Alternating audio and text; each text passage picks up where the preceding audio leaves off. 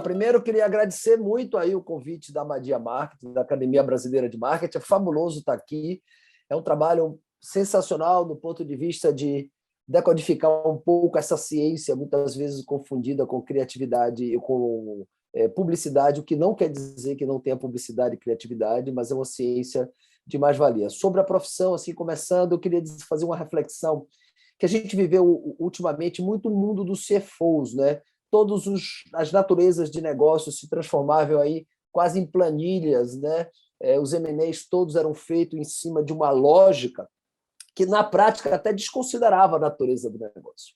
Eu acho que nós tivemos muitas mais experiências a partir disso, e eu acho que agora, olhando para frente, nesse mundo da métrica, esse mundo digital, esse mundo do marketing digital, porque é um mundo muito mais metrificável, as pessoas vão entender essa ciência como talvez um protagonismo de todo e qualquer negócio. Todo e qualquer negócio, justamente porque hoje os modelos de negócios começam a serem questionados e reinventados. É uma nova estratégia literal de mercado, de comportamento, de usabilidade digital, tentando entender esses novos consumidores. Então, o assunto do CFO será primário, do ponto de vista de compreensões. Então, eu acho que agora, para quem está jovem, começando agora nesse mundo do marketing, eu acho que é um horizonte muito espetacular do ponto de vista de compreensão. É tão real o que eu estou dizendo que quando você olha aí para esses investimentos em startups, que não são considerados no primeiro momento um business plan,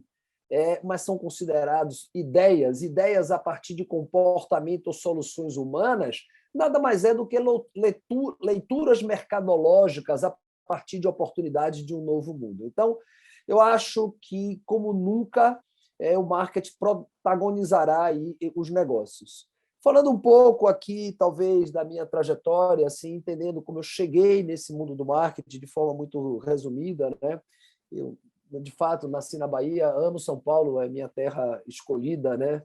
E, enfim, eu virei literalmente um solteiro paulistano com muito amor e assim, eu acho que a Bahia tem uma coisa curiosa. Minha mulher diz que a Bahia gosta de se relacionar e não gosta de fazer negócio nem de dinheiro. Então, mas assim, como a gente gosta de gente e é um povo muito acolhedor, eu também acho que esse olhar, talvez eu tenha escolhido a administração de empresas e dentro da ciência de administração, com suas várias possibilidades, eu imediatamente me canalizei para o mundo do marketing dentro da ciência da administração. E o que mais me atraiu foi quando eu descobri, especialmente, planejamento estratégico. Como eu sempre fui muito inquieto e vivi no futuro, eu não conseguia materializar no presente a minha inquietação no futuro. Quando eu vi que planejamento estratégico era uma matéria que lhe ordena um pensamento futuro no presente, que gera um mapa de navegação, eu me encantei por esse mundo e a ciência do marketing, como você navega aí construindo soluções e construindo caminhos para isso. Então, eu fiz administração de empresa na Universidade Federal da Bahia, um pós de marketing na Universidade de Salvador, Unifax, e tive 3 ciclos profissionais. O primeiro que me ajudou muito no final da década de 80, que foi o mundo da commodity. Quando o Brasil não sabia o que era capitalismo, a gente tinha um mundo de Colinos e Colgate, e um mundo de Chevrolet, Volkswagen e Ford, não tinha nem Fiat, e esse mundo se explodiu para o mundo de competição livre. A commodity, como eu trabalhava na commodity de cacau, que era uma competição livre, eu não sabia que o Brasil não era assim. Então, ou seja, quando o Brasil abriu suas portas e começou a se globalizar no ponto de vista econômico, eu naturalmente, não foi planejado, eu era um ser que já transitava no mundo de um tipo de capitalismo, de concorrência, de estratégias de marketing. Então, isso me ajudou muito nessa minha primeira fase. Minha segunda fase profissional foi quando eu fui para o Sistema Globo, a Rede Globo da Bahia, chama-se Grupo Rede Bahia, que foi muito legal, e que no Sistema Globo eu diria que eu aprendi muito essa visão sobre estratégia, né? São grupos brasileiros e grupos mundiais que têm assim, uma máxima, quer dizer, essa máxima eu que cunhei, na verdade, que assim, vamos devagar para ir depressa, né? Eles digerem, mas quando vão, vão, né? Então, eu aprendi muito sobre estratégia quando veio o controle remoto, a Globo, quando veio o satélite, a Globo não vai para frente, quando veio a TV a cabo e a Globo continua se reinventando. Esse é apenas um exemplo de tantas outras empresas que têm conseguido, como a IBM tem conseguido na sua história, dar saltos quânticos, né? Então não é o velho sobre o novo, é sobre um olhar da sua própria reinvenção Então, eu tive essa experiência nesse universo Globo. E meu terceiro ciclo foi quando eu fui convidado para montar uma startup no Grupo ABC, que foi o maior grupo de comunicação do Brasil. Esse nome startup nem existia ainda, mas hoje o nome correto seria esse. E foi uma startup maravilhosa chamada Agência Tudo, que ela teve uma inovação muito grande no ponto de vista de olhar a comunicação muito mais com cara de marketing do que com cara de publicidade, porque o que a gente buscava eram soluções integradas a partir de dores e desafios que nós encarávamos com os nossos clientes. E essa agência Tudo, nós, enfim, vendemos para o grupo Omnico americano e nós seguimos a vida. E hoje, basicamente, o que eu faço hoje eu montei uma holdzinha de mim próprio, que eu tenho participações em negócios, eu tenho uma consultoria chamada Mundo Real, que eu dedico muito tempo, e Mundo Real, o nome, inclusive, é muito emblemático, né? Porque eu fiquei muito encanado com essa indústria do futurismo, né? Esses palestrantes de futurismo sem comprometimento com o presente. E aí minha inquietação é, ok, é uma realidade que o futurismo está muito veloz, mas como é que, na verdade, nós nos reinventamos e começamos agora esse processo. Então, minha consultoria é focada em a gente desenvolver e criar mapas de navegação, mapas de marketing estratégico, planos de ações para que a gente navegue por esse futuro. E o ato de navegar significa tempestade, vento a favor, vento contra, calmaria e bonanças e vento na buja para levar o nosso barco para frente. Como assim é a vida, como assim é uma navegação, como assim são as empresas. Então, com essa visão, a gente montou essa Mundo Real, que nós trabalhamos com bastante gente aí, Brasil afora, desde o Piauí a Rio Grande do Sul, Bahia, Rio e São Paulo, clientes que a gente vai conversando, atendendo, a gente entra nessas intimidades. Então, o meu segundo negócio é que, em 2014, eu comprei uma participação até expressiva numa produtora de cinema e vídeo, chamada Giros Filmes, que é uma produtora que tem 25 anos, que eu explorei um pouco esse mundo da importância do audiovisual no mundo moderno, de telas, no mundo que não só entretenimento, documentários, serviços, educação, mas a gente tem feito uma produtora espetacular. Lançamos recentemente o filme sobre o presidente Fernando Henrique Cardoso, chama-se Presidente Improvável. Temos um monte de projetos aí no Prelo. E também essa roda de participações eu tenho há 42 anos na área de entretenimento. Eu sou sócio do Grupo Eva, na Bahia, né? Que o grupo talvez seja uma das marcas mais conhecidas do Brasil. Pelo Eva passou Daniela Mercury, Ivete Sangalo, Durval Leles, etc.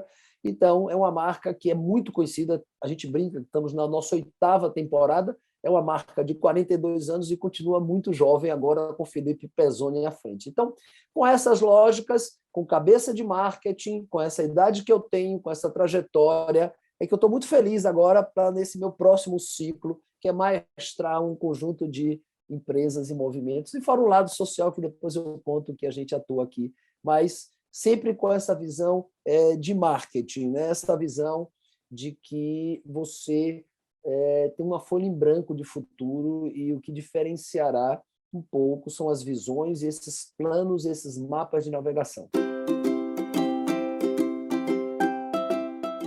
Eu, quando estava lá vendendo minha agência para o grupo americano, eu fiquei com muito medo assim, de ficar eu no espelho. Eu fiquei muito medo de mim mesmo, depois de 40 anos no cotidiano desesperador. Mas eu já vinha fazendo também, como a gente gosta de gente, a gente se diverte, eu aqui, eu e minha família, e tem alguns projetos que a gente participa voluntariamente e que a gente adora trabalhar, né? Então, a gente tem uma companhia de teatro, a gente é muito assim, minha mulher tem um escritório chamado Oliveira Associados, que a política de preço é assim, o artista que não tem dinheiro não paga, e a instituição que tem dinheiro paga. Então, essa coisa de cultura e arte como inclusão é uma causa. A gente tem uma companhia de teatro chamada BR-116, há 12 anos, com Bete Coelho, que é uma companhia que faz teatro, que é maravilhosa, e a gente sente como isso transforma.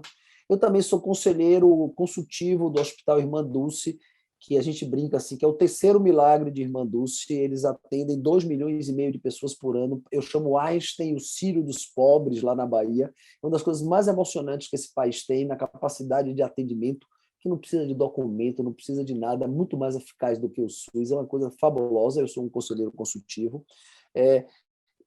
Aqui eu tenho alguns projetos específicos do Gerando Falcões, lá com a liderança do Eduardo Lira, Minha mulher é advogada deles, eu lidero um projeto na construção aí de uma comunidade que está sendo reinventada, na construção de um museu.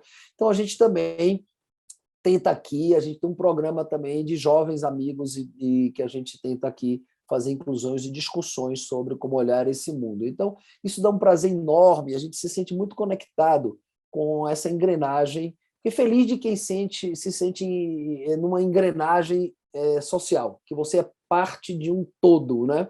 Que sua pecinha ajuda a mover isso e achar que o mundo é um grande business plan em que você precisa ter dinheiro. Qual é a diferença de um cara ter 1 bilhão para 2 bilhões, ou 100 milhões para 150 milhões, ou 1 milhão para 1 milhão e 200? É nenhuma. Mas você ter R$ 100 e R$ 150 é uma diferença estúpida. Então, com esses olhares, a gente vai tentando também se inserir na sociedade de uma forma que a gente ajude a, no futuro, nossos filhos, netos, terem uma engrenagem que funcione muito mais justa. É interessante o marketing na minha vida, eu diria assim, que na vida das pessoas. O que eu mais assim, ressaltaria, talvez, vamos lá, marketing nas estratégias pessoais de vida, um ponto interessante, começando olhando, é o posicionamento, assim, a decodificação do que é essa palavra, né? O que é posicionamento? É o jeito que você gostaria de ser percebido. Tem gente que trabalha muito bem isso, inclusive posicionamentos que ele tem um posicionamento, mas não entrega uma realidade. Mas, porém, quando você entrega um posicionamento dentro da sua própria realidade, isso é muito potencializado, né? Então, eu acho que as empresas e as pessoas muito têm que ter um pouco dessa visão. Eu sempre tive, né? E sempre tive esse conflito, né? Porque as pessoas dizem assim, fulano é marqueteiro, assim, uma coisa um pouco, eu diria, com um cunho não tão saudável, né? Você é um marqueteiro, aquele cara é um marqueteiro, como se fosse uma coisa ruim. É ruim quando você explora atributos que você não tem legitimidade. Então, eu sempre tive assim, um cuidado que esse posicionamento tivesse muita aderência, né? Respeitar as pessoas, ter uma trajetória assim, cujo patrimônio maior é um olhar que as pessoas têm sobre você no ponto de vista de coisas simples, né? De decência, de valores, de correção, de acordos, e um pouco da visão que eu sempre tive de ser uma pessoa muito inquieta com o futuro e sempre olhar o futuro. E eu exerci isso, né? Essa visão de marketing. Eu me lembro que, quando eu morava na Bahia, eu tinha a gente era bem classe média, média, e a gente tinha um quarto de 3 irmãos, e meu sonho era ter um quarto sozinho, né? Eu, na minha cabeça, instintivamente, eu criei um cenário futuro, eu criei uma estratégia, e meu primeiro dinheiro foi para comprar um apartamento de quarto e sala para poder ter o meu espaço. Então, não foi por acaso, eu acho que eu tive um marketing instintivo no ponto de vista de posicionamento, de construção de cenários, de construção de ações que me levassem a ter esse dinheiro para comprar, nesse caso, o apartamento. Então, eu acho que o marketing ajuda você a ter um processo de autoconhecimento, inclusive do que você não é bom. Eu também descobri isso tardiamente, né? Aonde você não adianta insistir, mas você tem que potencializar o que você é bom, se blindar ou trabalhar ou se complementar com outras pessoas, outro tipo de olhar, de amigos, de etc, e de visão de mundo que lhe complemente também. Então, assim, esses olhares de marketing, eu acho que eu fui construindo no primeiro momento da minha vida de forma instintiva, e quando eu fui aprendendo a ciência, eu comecei a aplicar em causa própria, né? E hoje eu tenho um conflito, assim, hoje com 62 anos, que como eu sempre vivi no futuro, com 62 anos, o futuro não é tão futuro, é um futuro. Então, eu botei assim algumas metas, né? Eu quero morrer com 100 anos, se tudo permitir, para isso eu me cuido. Eu quero ter relações, enfim, ter um corpo saudável, para isso eu comecei a correr e me cuidar. Eu sempre tive eu sempre fui muito neurótico com um certo tipo de liberdade financeira, então eu poupo desde 19 anos. Foi uma estratégia que eu montei que me dá um conforto de eu ter um padrão de vida sempre menor do que eu tive. Isso com 62 anos vale muito. Então, eu sou resultante de planos de marketing passado, olhando aqui para frente. O que é que eu quero agora para os próximos anos, do ponto de vista profissional, pessoal, meus filhos já crescendo. Então, eu constantemente aplico essas questões assim de planejamento, de posicionamento, de escolhas e do que eu quero fazer daqui a 5, 30 anos. Então, eu tenho sido assim, talvez eu diria, um bom exemplo da aderência do marketing na minha própria vida, do que eu prego para os clientes, eu tento aplicar para mim mesmo.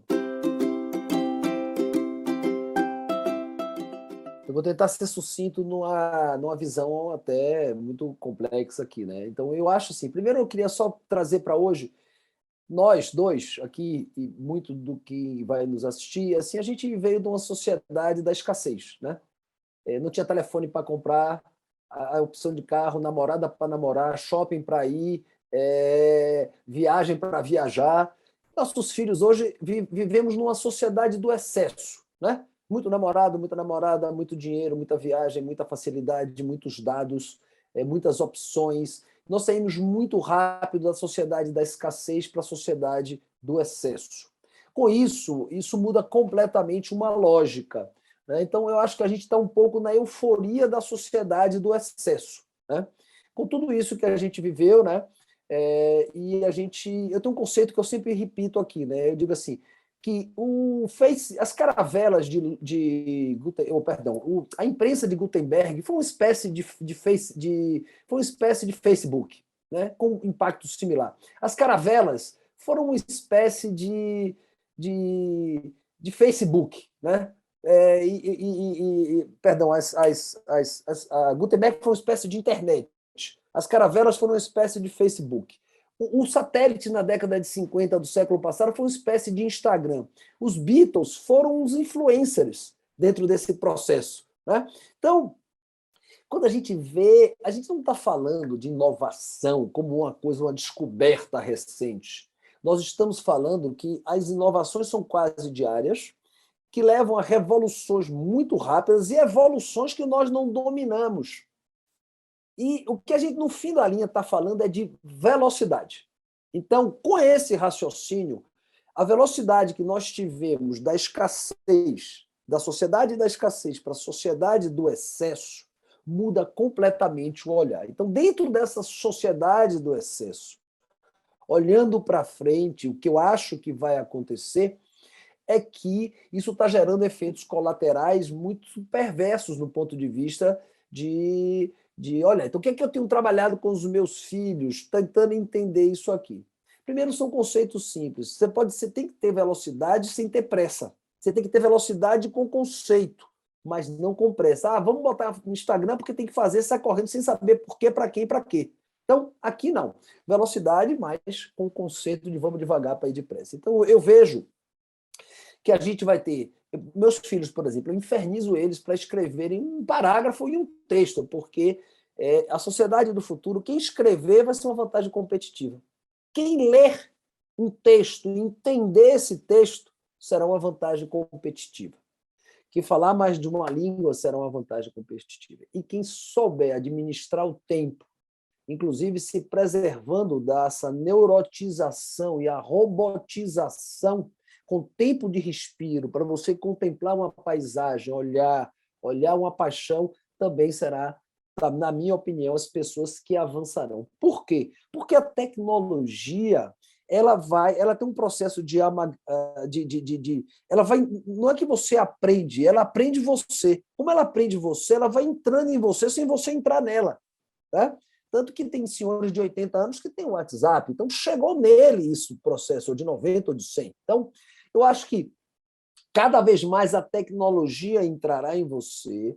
Eu comprei agora recentemente o óculos do Meta para poder aprender e entender, para ver o que de fato estamos falando. Estou tentando estudar criptomoedas, NFTs, para entender, mas tem uma coisa que eu acho que para o futuro, quem dominar a lógica, quem tiver tempo, quem tiver capacidade de leitura, de escrita e de capacidade analítica e associativa na busca de soluções, eu acho que serão vantagens competitivas de profissionais no futuro. Porque hoje a gente tem aquela boiada que o cara sabe tudo sobre NFT, mas nem entende por quê, não entende o sistema atual de moedas, entende tudo, mas o cara entende aquilo. Então, são territórios as pessoas estão virando doutores em territórios pequenos. O cara não está olhando a coxa de fuxico, que é a costura de todas as células. Então, eu acho que, para o futuro, quem dominar a coxa de fuxico, a lógica dela, e dominar algumas dessas células, vai ser assim. Então, assim que eu estou vendo o futuro,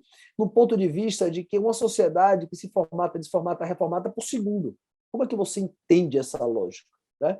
Quer ver uma lógica que eu estou trabalhando aqui a caminho do futuro? Eu não sofro.